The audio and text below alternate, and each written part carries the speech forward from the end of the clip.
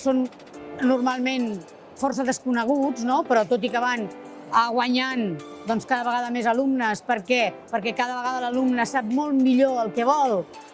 Tenim un títol de grau mitjà d'animació en circ, un títol de grau superior en arts del circ, un altre títol superior en tècniques d'actuació teatral, 3 títols més relacionats, també que són d'àmbit superior, relacionats amb tota la part tècnica de l'espectacle en viu, que són la maquinària escènica, la sonorització i la luminotècnia, un títol en tècniques de direcció coral i el que ha sortit més recentment és un títol de grau mitjà amb tècniques de dansa urbana.